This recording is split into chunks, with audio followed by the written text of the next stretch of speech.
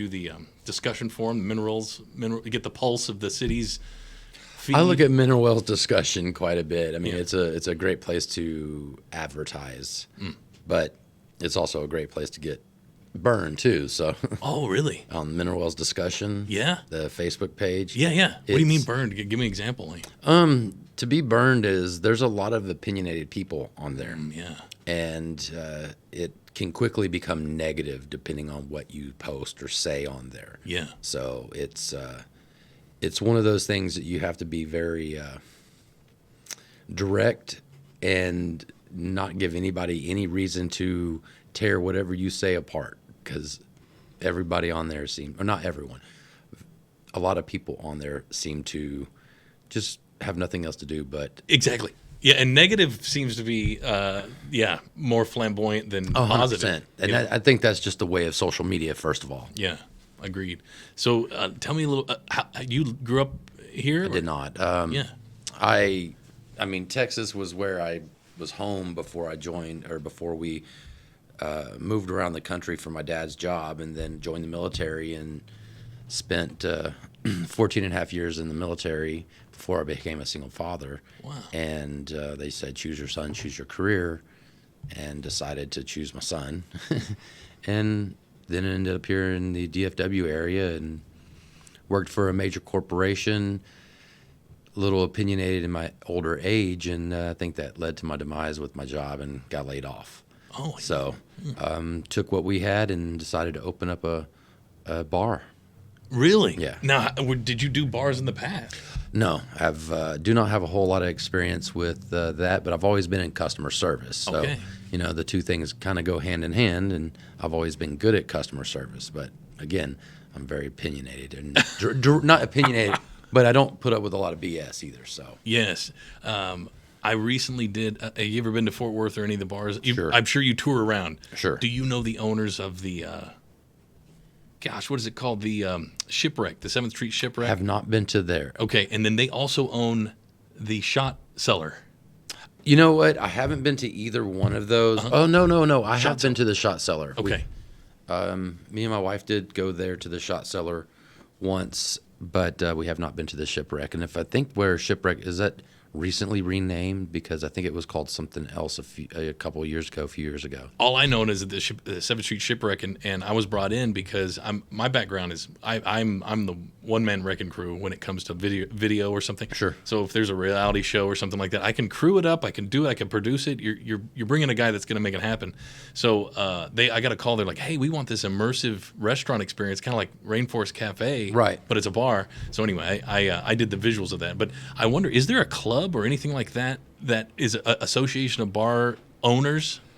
No, not that I know of. Okay. This was one of those sink or swim kind of situations for us. We just jumped into it and said, let's pray for the best. So do you have one of the things that every time I do a video or marketing for people, I have to know a little bit more of their business and help them figure out where their projections are to get an ROI. Because I'm like, before we spend any money on any advertising, I got to figure out, how are we going to get this back? How can we make sure that target's going to work before testing it? And I didn't know, is that something? Because we're in the state of Texas, don't you have to get like $25,000 to get a liquor license? So there's a partnership there. Okay. And so the partner that I'm with has his liquor license already there. So okay. It was kind of a win-win for us. And then why this location, and what is it? And what is a speakeasy? The speakeasy part, so we really like the location of this building because of its historical aspect of it being downtown Mineral Wells. And when you walk into there, before it was Blind Pig, it was just a dance hall.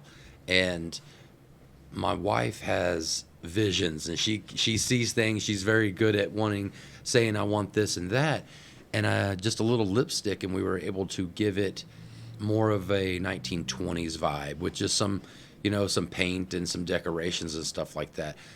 The speakeasy thing, the 1920s was, during the Prohibition, when alcohol was illegal, you would usually enter a place and you had to have some sort of secret knock or code or something like that in order to have access to the illegal part of the business. And so we combined those two, took the storefront, which was super simple because the design of the building, the layout of the building, all we had to do really was just put up a wall where there was already a wall previously. And we just made a little general store with that. And it's a real general store? It is a real general store. So it has, we have Cokes and candies and chips, and we're about to have some merchandise and stuff inside there. But it's really kind of a front for what the business is in the back. Yeah. We put up a fake Coke machine door. We went and found an old Coke machine, and we grabbed the whole machine, put it on the truck, came home. I disassembled the door off of it. Sorry. Yeah, that's all right. Disassembled the door and then put the rest of the machine on mineral wells, said scrap metal, come get it. Wow. Somebody came up, picked up the whole compressor and the back end of the machine, and I had the door. And then we took the door and mounted it to another door, put a handicap automatic opener on there, and then I wired it into the buttons of the Coke machine. So we actually have a switch where I can turn the switch and put whatever button I want. All right. So being in the military, I was an electronics technician, and so I have a really good understanding of electronics and electricity, and I'm pretty inventive. And so that's awesome. So there is a code to get in.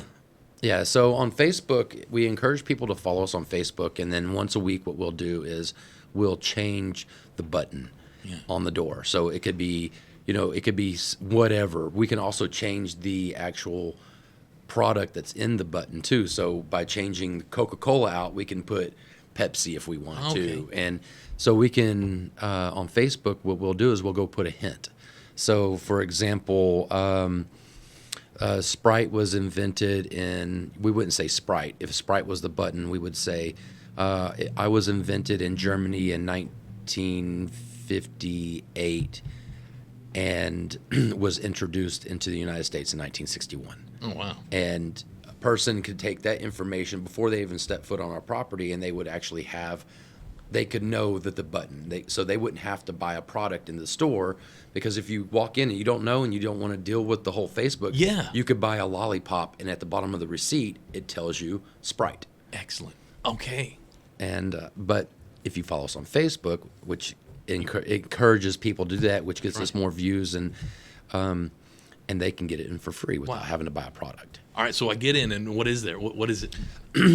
So once you walk in, you go down this kind of like a small hallway that's lit up. It has kind of a dark feel to it, a dark and sexy kind of feel to it. We took chain link fence and separated the entrance and the exit. So as you walk in, you kind of have a chain link fence to your right. On your left, you have a dark wall with old Prohibition era photos on the wall. Yeah. And then you enter into the actual bar area, and you will be greeted by a big logo on the floor that's projected from a projector on the ceiling, and it rotates, and it has our Blind Pig logo. Huh. You enter through the curtains, and then you're in the atmosphere of the bar. It's it's dark and sexy, nice lanterns hanging from the ceiling. Yeah. Dark bar. So when you walk in, if you walk in from the daytime, it's your eyes take a minute to adjust. So it actually feels very dark inside there. Yeah. And once your eyes adjust to the ambient lighting, it's perfect lighting in a way. You're not blasted by brightness, and you can sit and have a conversation. Is it regular music or live music? We do both. Yeah. We do have a jukebox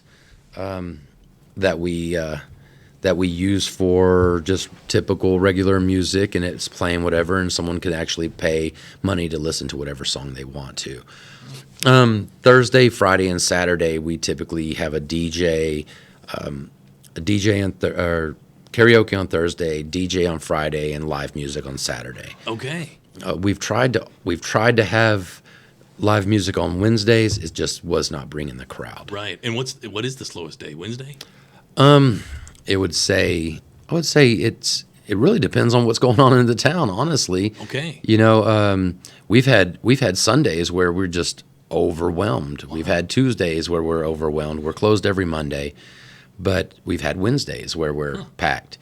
we've had Saturdays where we're not doing so good, and it all depends on what's going on in the town itself. If another business is doing or promoted or doing something that the small town wants to go attend, then, we get hit with a lesser of a crowd. Yeah. Or Larry Joe Taylor, for example, when Larry Joe Taylor was happening in Stephenville, we had hired a band and didn't even take into account that was a weekend where, maybe half the town would be attending. Wow. Yeah. So it's, and then, it really does. It's, depends on what's going on everywhere else. And is there like regulars? We do. We have quite a few regulars, and that's our, that's the people that we love to see is our regulars. It's our norms. Yeah, the norms. Yeah. Yeah. So we do have a few of those. Actually, we have quite a few norms that come in, and they come in at the same time, the same day, and some of them like to be there when there's no one, so they come in and enjoy themselves where it's quiet, relaxed. Because we're inside and we have AC. Oh yeah. They want to come in and relax and cool off. I've been noticing that. Okay, this all started back with Facebook. Facebook, you had to have a college email to use Facebook. Really? Yeah. That's right. Well, when he started that in Harvard. Mm-hmm. Yeah, it was just Harvard, right. And then he was like, "Hey." Yeah. And so when people started graduating, they wanted to keep that profile. Right. And really it kind of was a hookup profile, It was. and it had poke on it, Yep. poke somebody. Well, eventually people got married, had kids. Then they came up with a baby algorithm. So they wanted people to stay on there. Everybody's got their own feed. So whatever you're putting in is what you get out. Right. Because it wants you to stay involved, Sure. And in some of my feeds, it will be very potent. It's really starting to strike me to make me comment or make me like or let me sit and watch. Right. Right. So what happens is since they had the baby format, they have the anti-business format. If you don't pay, you don't play. And right. You put it. You know that. Yep. Okay. 100%. I mean, we see that all the time when we have certain events or whatever going on, and we throw it out on whatever platform we make our reels.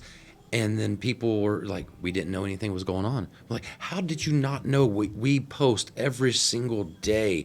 We advertise as far as like manually going and putting it on all these groups, and people don't see it. Amazing. And it's like, how are we being muted? Right.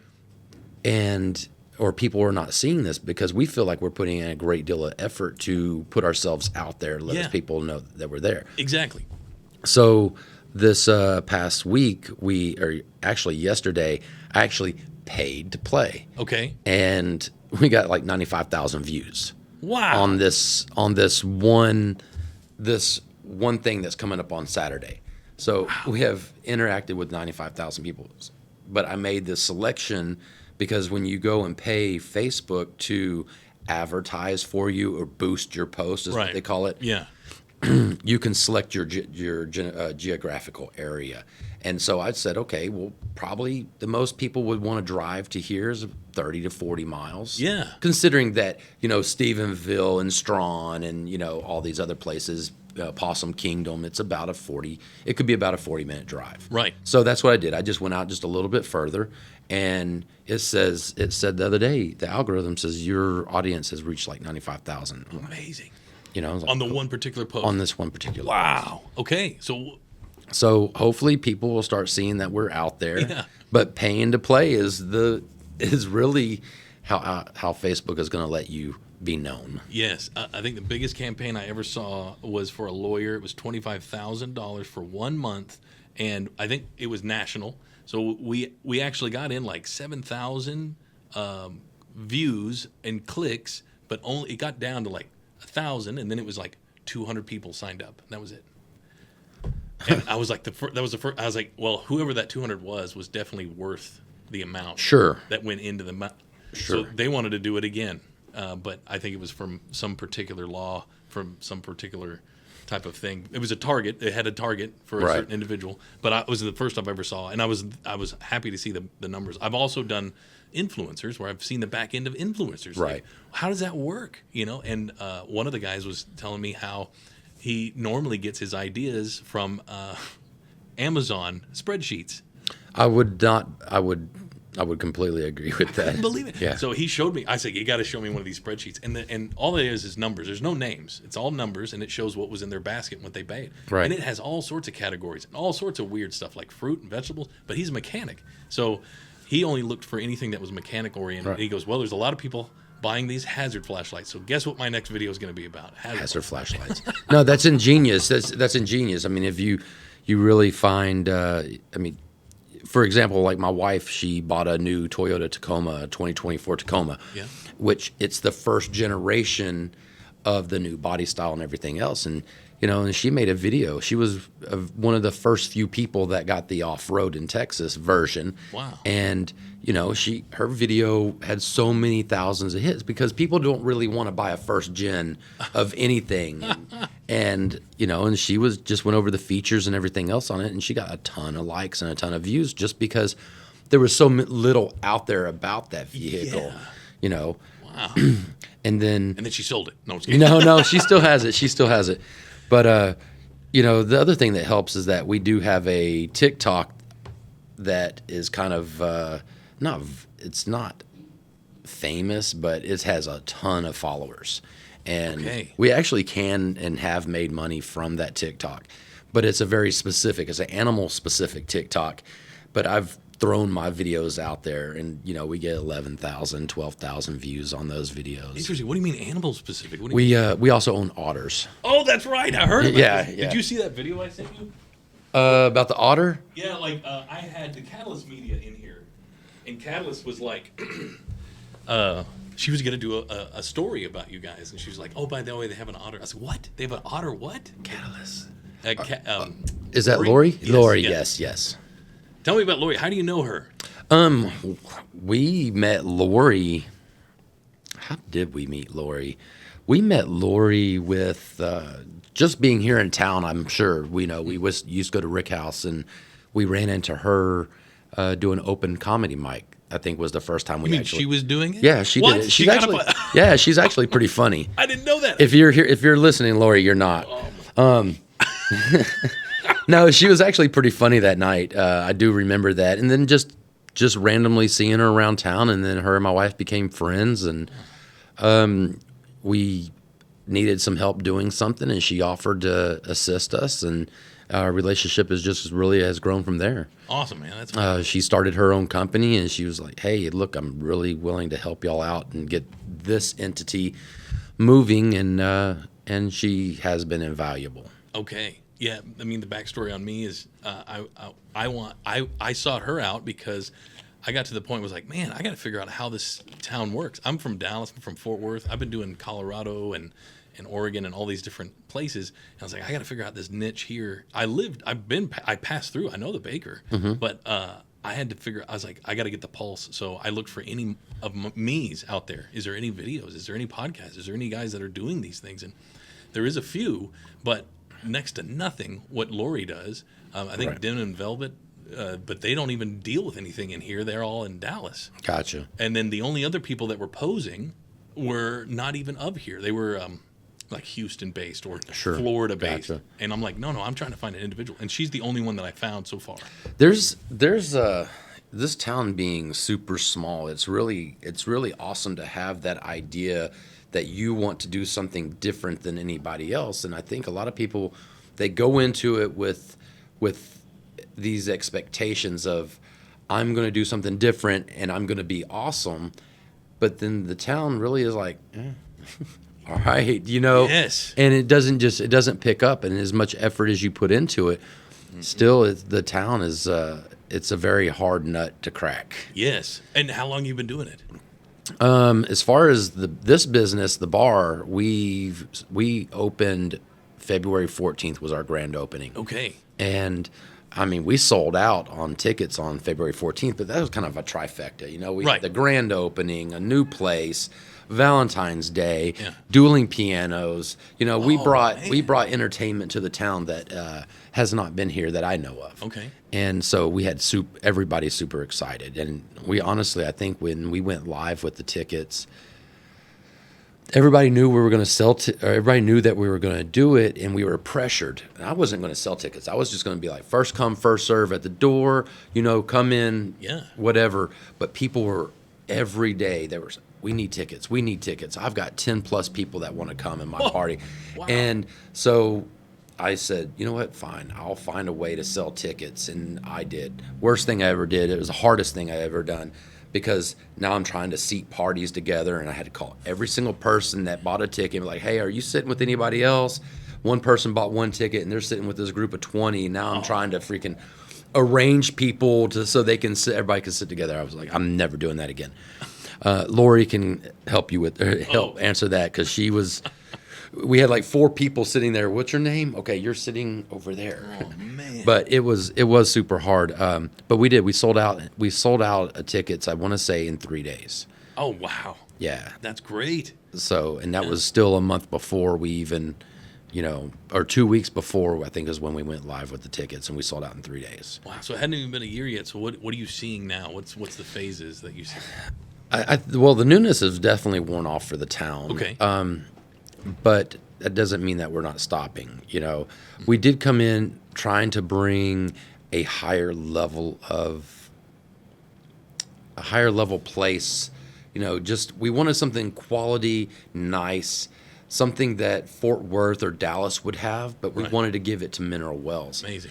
That being said, we were trying to do, you know, high-end alcohol and all this other ingredients, and the public really just wanted bottom end. Yeah. You know, the majority of people were just like, hey, give me well. Yeah. I'm like, well, our well is Jack Daniels, or our well is Crown Royal, and like, it's a $12 drink, you know, and they're like, you don't have just regular bottom end vodka $5 drink. And so Interesting. and that's the thing about the town, is that this is a very hardworking town. It's a blue collar town. Yeah. Not a lot of people make, you know, above $100,000 a year here. So when the general public comes out and they want to go and enjoy a date night, that might be the only chance they get that whole entire month, because they just spent what they could or afford to spend for that entire month. Yes, that's right. You know, and so we had to really step back and take a look at our menu and start offering more value choices. Yeah, no kidding. And I think of your place. I try to think of any of the bars that I've been here around here, and there is a hidden one that I haven't been to that's next to the Taco Bell, I guess, down there. You know what I'm talking about? yes, And I was like, oh, I didn't even know that was existed. Yes. But then there's Woody's, which you could still smoke in. Right. Can you smoke in here?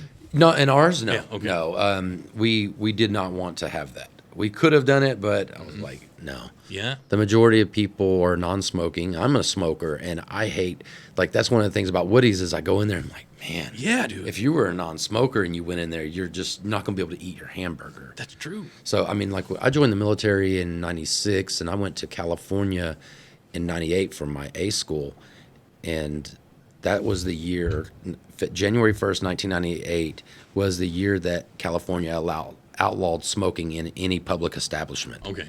And I remember while I was in school for the military, I actually bounced at a country bar. And just being in Alabama when they did have smoking in the bars and stuff like that, I just really remember the clouds of smoke, or you leave and you're like, holy You're cow, drenched in it. you Yeah. smell like an ashtray. So I think we get a lot of people that come into our place and they're so like, oh, I'm so glad you're not smoking. Okay. Excellent. Huh? And my wife, she would have been mad too. So Well, that and your discovery place. If somebody, an adventurer out of town, wants to know of this secret place, yeah, I think it's amazing. we went to Woody's one day, and it was me, my wife, and a good friend of mine. Both me and my friend both smoke. And I was like, hey, you got to come check this place out, Woody's. You know, it's not often you can smoke in a restaurant Yeah. in Texas. Yeah. And I was like, we can go in here and we can smoke. And my wife was like, oh, y'all going to smoke. And then we sat down, and there was this couple over here, and I pulled out a cigarette, and you could just see that woman just look at me in the corner of her eye like, is he really just going to smoke in here? And I looked at my buddy Scott, and I said, hey, let's go outside and smoke. You know, just it was a polite thing to do. Yeah. And after they had finished their meal, she got up and she goes, thank you so much for not smoking. Wow. You know, so Wow. so we've taken that into account. Like the bar that you're that's bar that you're talking about next to Taco Bell is called Shooters. Okay. And it's one of those places that you can still smoke in, and I think that's one of the reasons that they're super successful. Okay. Is because alcohol, drinking, and cigarette smoking kind of goes hand in hand. You know, and other than that, they have a lot of value drinks, and you know, it's the local place. Yeah. You know, and Mineral Wells is once you get accustomed to what you like, that's where you're gonna go, and it's been there for a while. Changed names a couple times, but me and my wife still go there. Yeah. Okay. So wow. it's just, there's nothing fancy about it. You go in, you get your drink, have a good conversation. There's almost always people in there. Yeah. Interesting. And that was kind of what our idea was, is that we wanted to offer that same kind of service that Shooters offers, but we wanted the crowd that Shooters can't have. You know, because there's a lot of people that just, they're like, yeah, I can't go there. They have some kind of something happened or something told them they don't want to go there, and we wanted to be the place that they could go. Interesting. Yes, I didn't think about that either. Yeah. So is it the three main places that do the bar?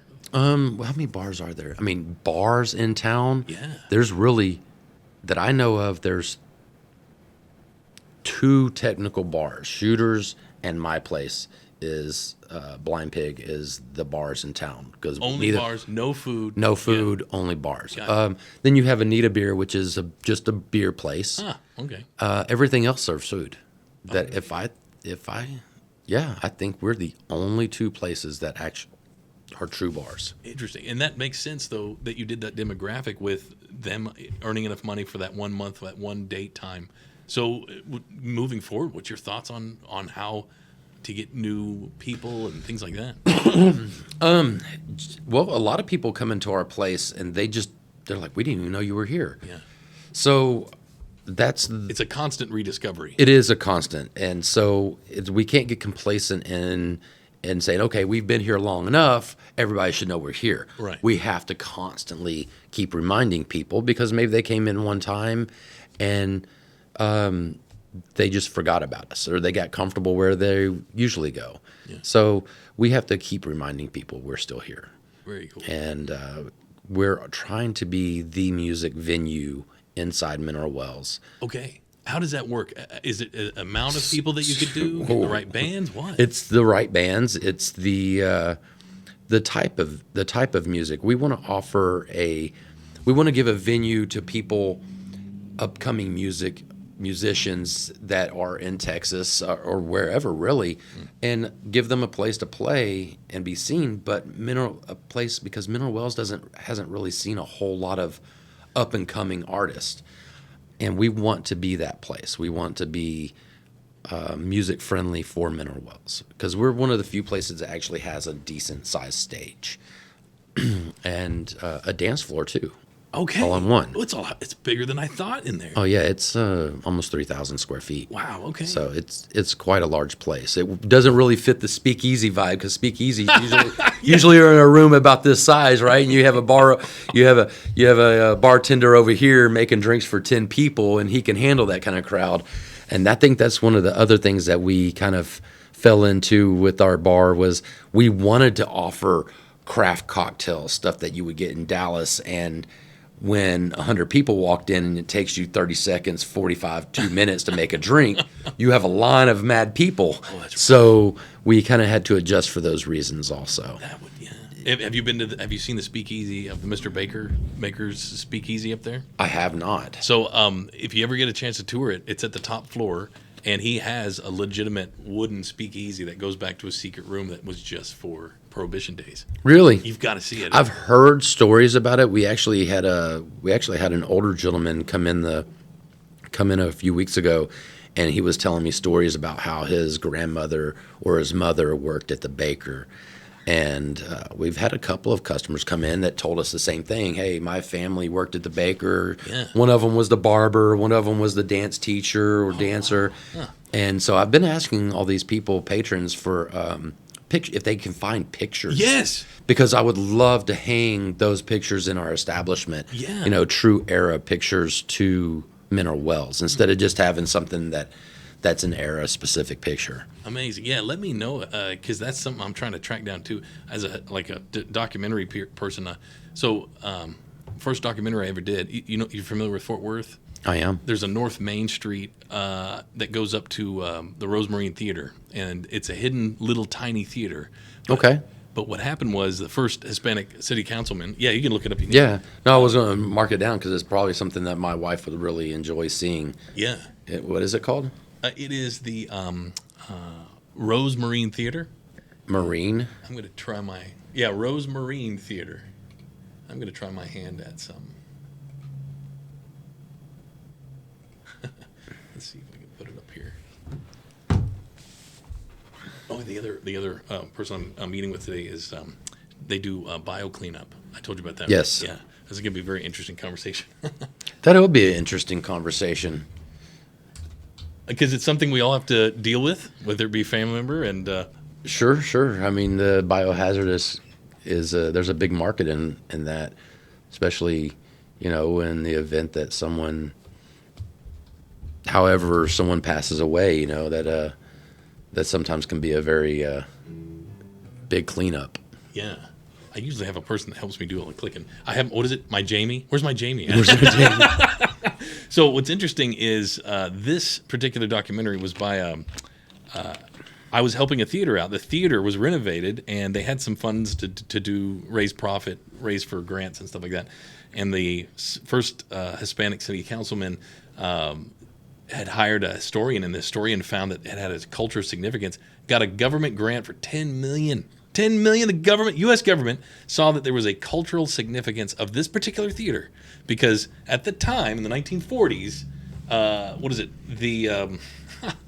the Clark Gables of the Mexican cinema were more famous in the world than Clark Gable. Really? Clark Gable, I use Clark Gable because it's that time period, that actor. Sure. Nova. So all certain, Pedro Infante and stuff.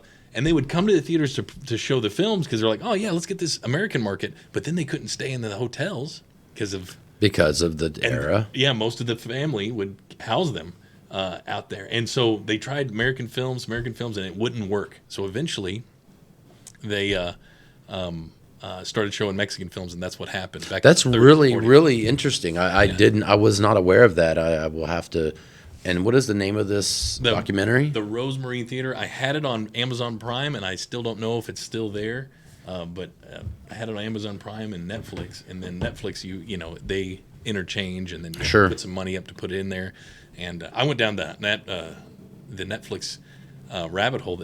It's just like Facebook. It's got an algorithm. It does. I was able to alter the algorithm to make me look like I was in Japan. So I started showing me all the popular shows. And I was like, I couldn't believe that some American shows were but I was like, the weird American shows that made it to the charts. Right. And I think that's all going to go by the wayside because I've been messing with that AI, and we can replicate all we need is 30 seconds of someone's voice, completely replicated. Make them change attitude, make them sound like they're yelling or sad. Really? Yeah. But here's the thing.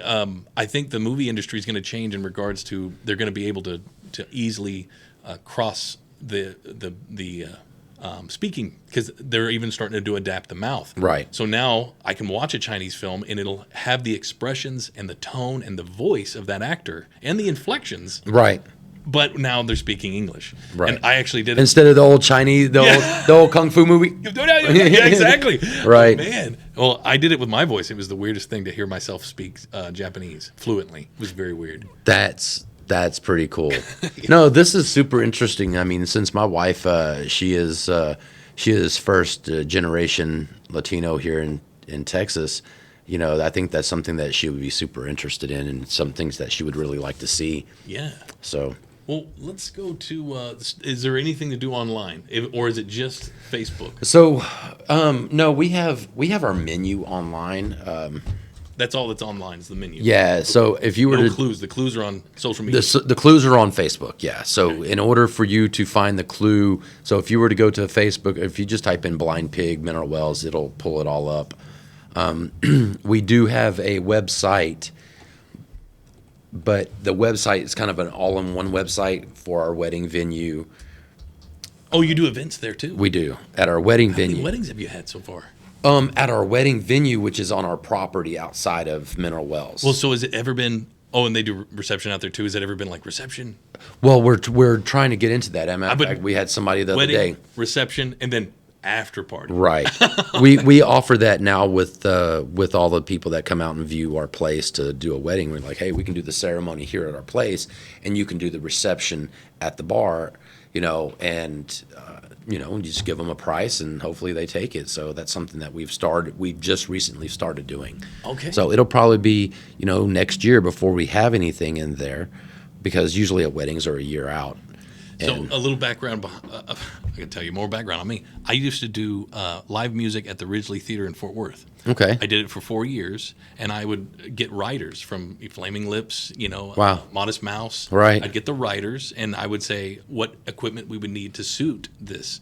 We're talking about, green M&Ms only kind of thing. Right. But I was doing the equipment, and I would have to converse with them to find out. Green M&Ms. You know what I mean? Like- I only want it. Yeah. That's a very specific request. I mean, they only request green M&Ms just to see if you're going to accommodate that. Exactly. Exactly. Yeah. Anyway, I got a story about the Wailers. Bob Marley. Okay. And the Wailers. I didn't know who the Wailers were. It was like Bob Marley and the Wailers. Right. Bob Marley's not around anymore. First thing they do, they pull up. All right, man. Where's the smoke, man? I was like, well, I don't know what you're talking about. I do the sound. He was Right. wanting smoke. He And went ganja. He wants the local smoke, and I didn't know where to go, man. I had raver friends. I was calling them up, and it was funny because it was on the rider, but I thought it was a joke. Really? Yeah, and the guy's Leslie broke down, and we couldn't find a Leslie. We had 4 hours till showtime, and the Leslie was not working. So I don't know anything about Leslies. You ever heard? You know what a Leslie? I don't even know what a Leslie is. I thought you basically- were talking about a person at first. No, okay. It's basically an organ which has a secondary amp, but it has a spinning horn in it, and we usually on sound mics we double mic them and we pan them because it's like womp womp womp womp. Right. Well, this guy, I don't know anything about it, but I know it's an old thing. So let's just take a look at it. And we were waiting to hear back from anybody that had a Leslie that can rent it, or any other band that would have a Leslie because it's an essential piece to their music. So anyway, I wired it up and soldered it. And got it up and running, and they were just blown away. They was like, man, no problem for the rest of the night, That's awesome. Yeah. And I didn't know who they were. The Wailers.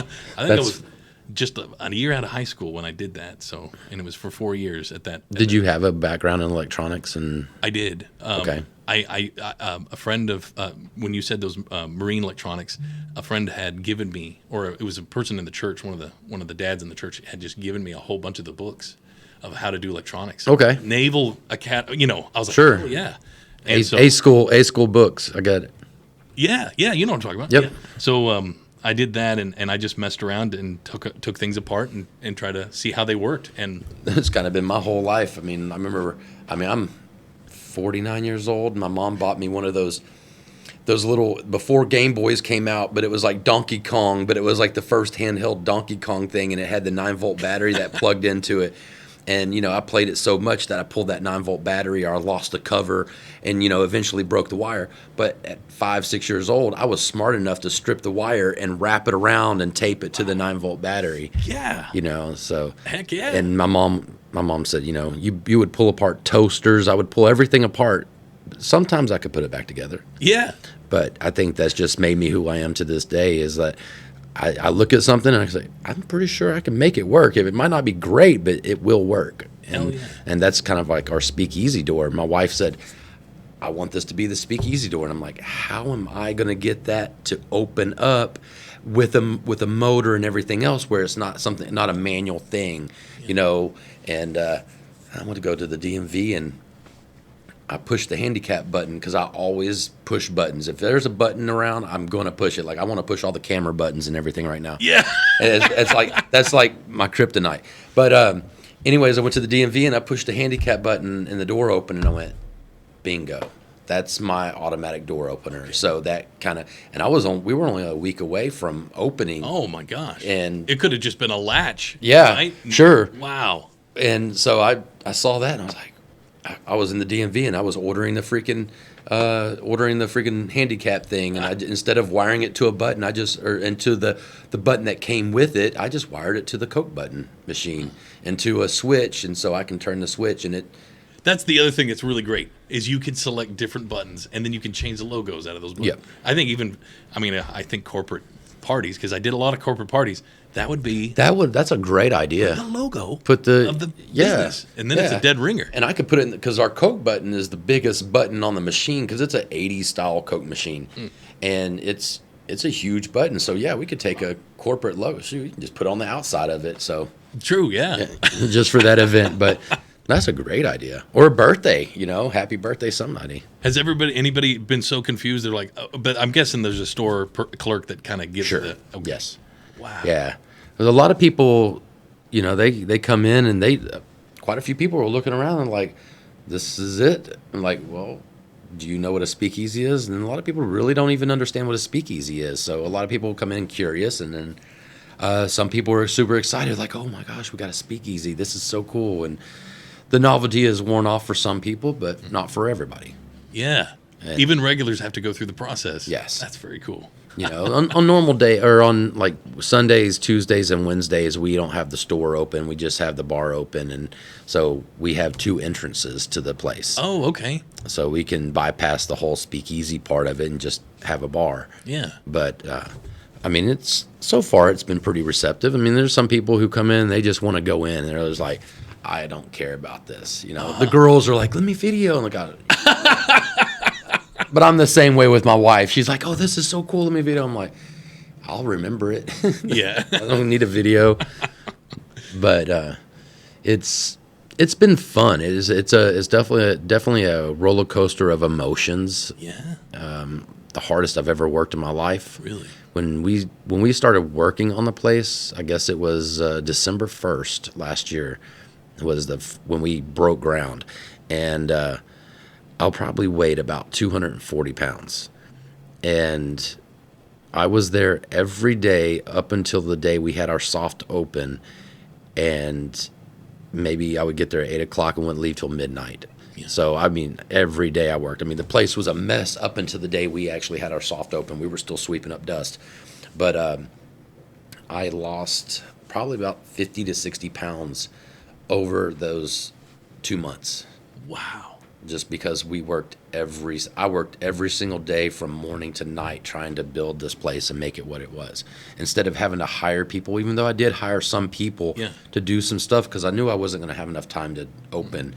But yeah, it was a lot of work. I actually went through my phone and looked at my recorded steps, and I went back to December, and there was days I was hitting 25,000 steps. Wow. Yes, and which I think every 10,000 steps is 5 miles. So wow, just running around in there doing stuff. And what do you want to see happen? What do you want to see the future?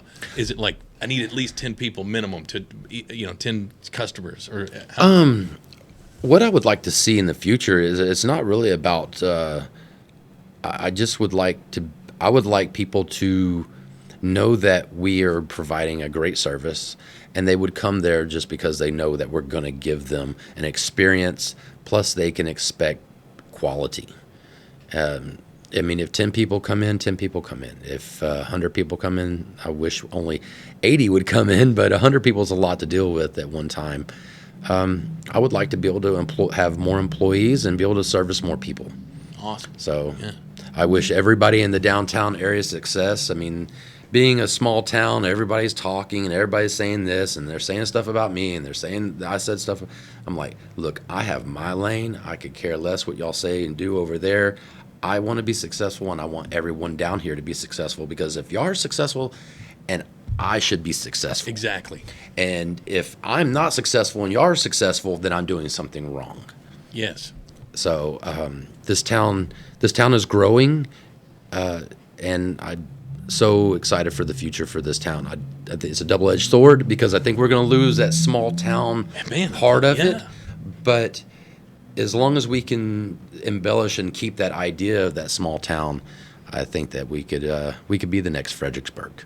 Oh yeah, very much. Or Hot Springs, Arkansas. I mean, if you look at Hot Springs, Arkansas, I mean, the layout of the town and everything is pretty identical with the hotel too. I think the Baker's Hotel sister hotel is in Hot Springs. That's wow. Okay, I don't think I've been up there. Arkansas, Hot Springs. Mm-hmm. Well, very good. Yeah. Oh man. So yeah. Well, it's been an honor to get your story on that. And man, I have got to go now. It would be. Let me know when you come in.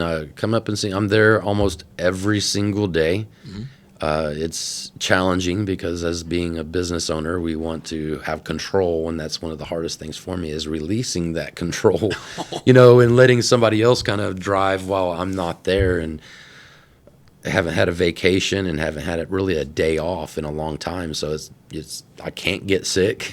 Yeah. And if I'm sick, I have to be well enough to be able to go in and do stuff. So we're still figuring out all that so where it can kind of be run autonomously or allow the head bartender to oh man, finding help, I can't even imagine. It's hard. It's hard because we want to be able to pay and pay everybody what they're worth. Yeah. And sometimes it's really hard to do that. And then bartenders working mostly off of tips. Yeah. It's super hard. Oh, man, yeah. It's a passion. It's a passion project. Yeah. It is absolutely a passion thing. So before we go though, I want to know about this Otter thing.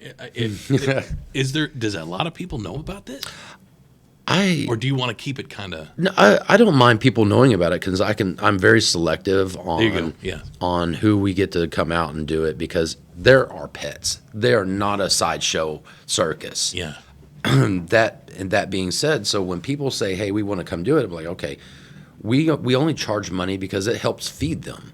So if I get 2 people a month, that feeds them almost for an entire month because they're very expensive animals to feed. It costs about $10 a day to feed them. What kind of food? Fish. So it has to be fresh.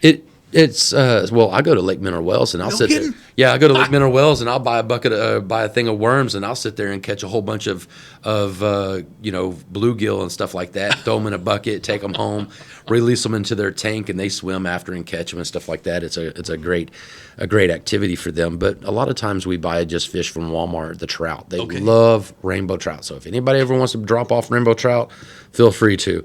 That is their absolute favorite fish. Wow.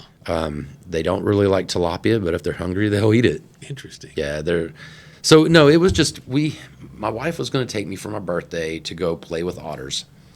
And she says, "Hey, I'll take you. It's expensive." And I was like, "Well, what's expensive?" She goes, $500 a person for an hour. And then it's a minimum of 2 people. And we're like, $1,000 to play with some otters for an hour. She's like, "Yeah." I was like, "We can probably buy otters for $1,000. That's not true at all. Yeah, 100% not true. Maybe times 5 per otter. Wow. So we actually ended up went down the rabbit hole of how do you buy a pet otter and the legalities of it. Yeah, what's the I mean, it's pretty stiff in Texas.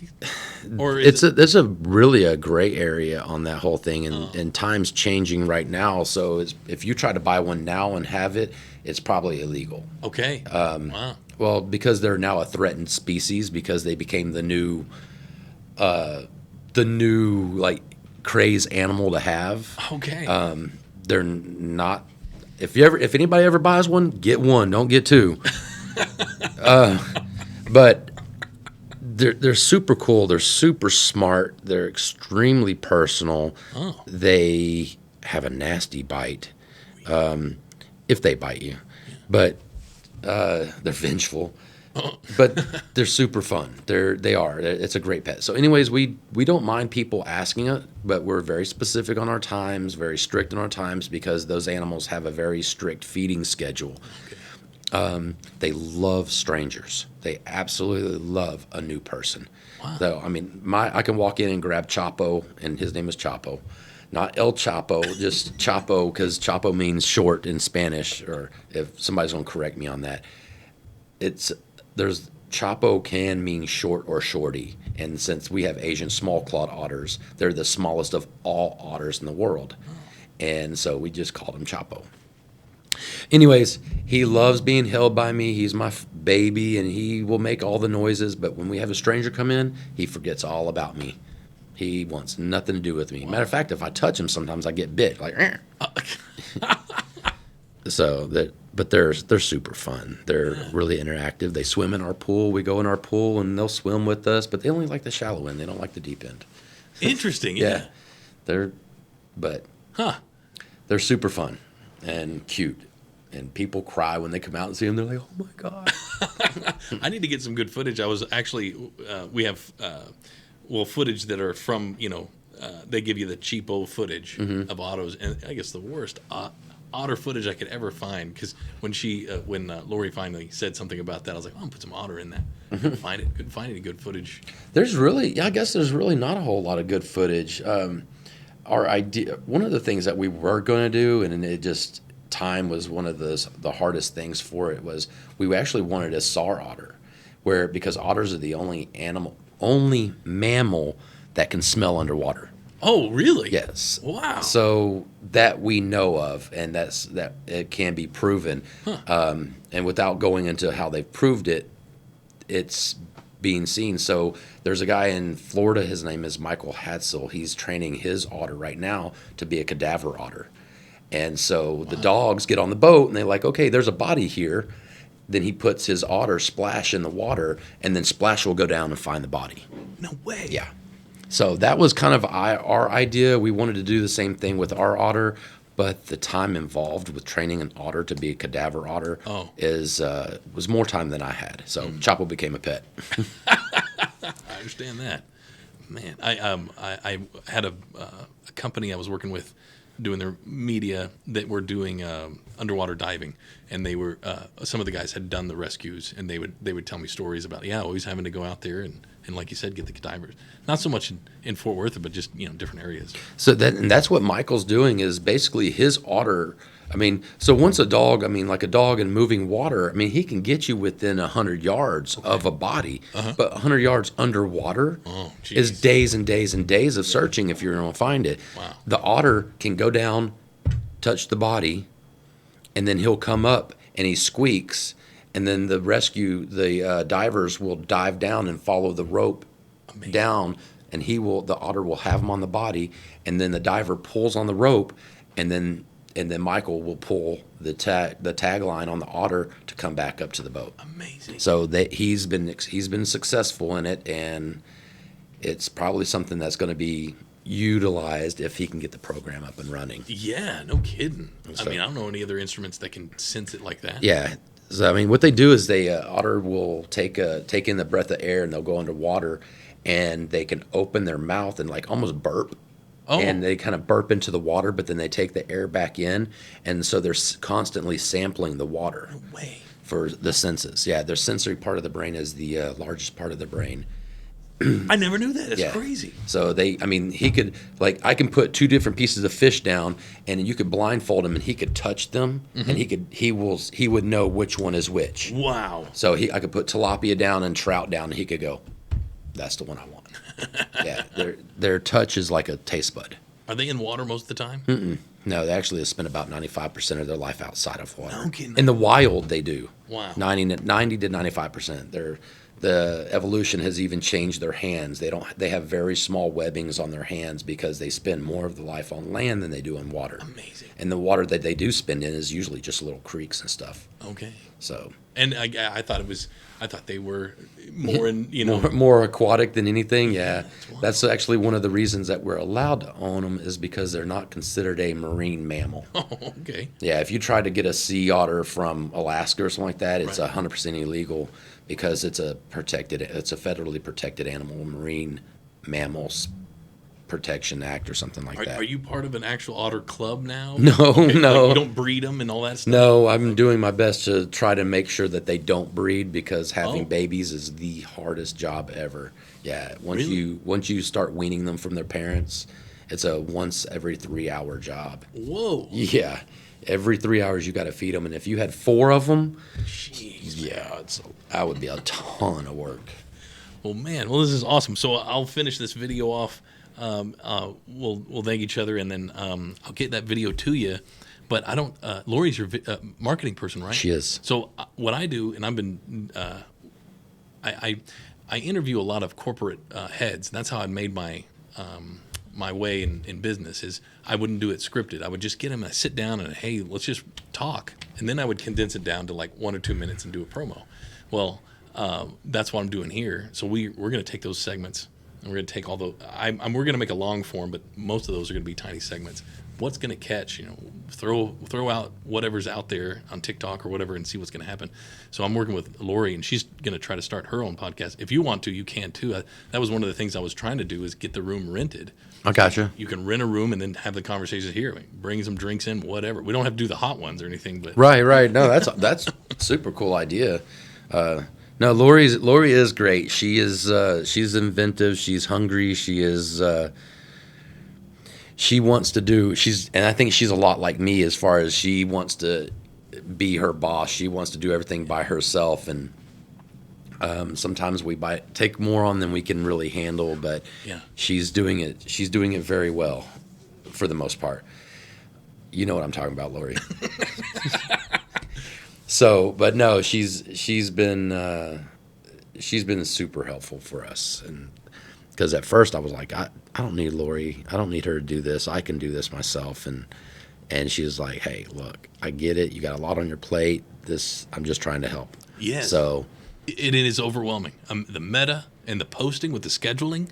Yeah, you need someone, It's almost like you have to pay another program just to keep up with the Facebook thing, because it's like, why can't there be something that is automated where you can just go, hey, I need this posted every day for an entire week. Yeah. Facebook does not let you do that. But there's other programs out there where you can say, hey, I need this posted to my Facebook every single day. Yeah. It's cheaper than hiring a person to do it, but still it's another widget.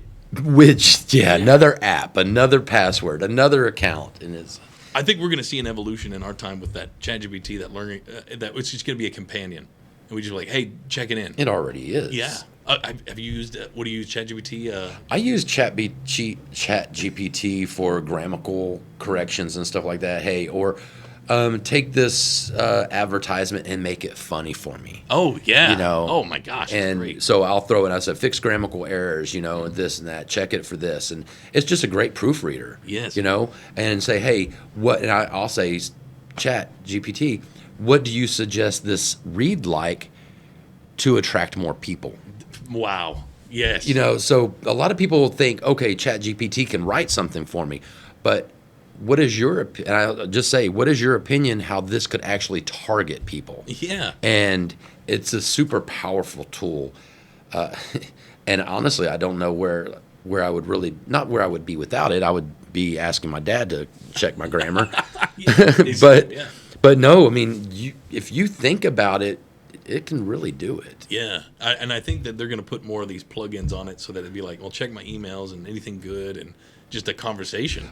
Well, like you said, your assistant. I mean, yeah. Hey, if these keywords come in, immediately let me know. Oh my God! But I think you can already do that with Siri. Yeah. Siri and Google Assistant and stuff like that. You can actually set the certain parameters up. But yeah, AI is definitely going to be scary.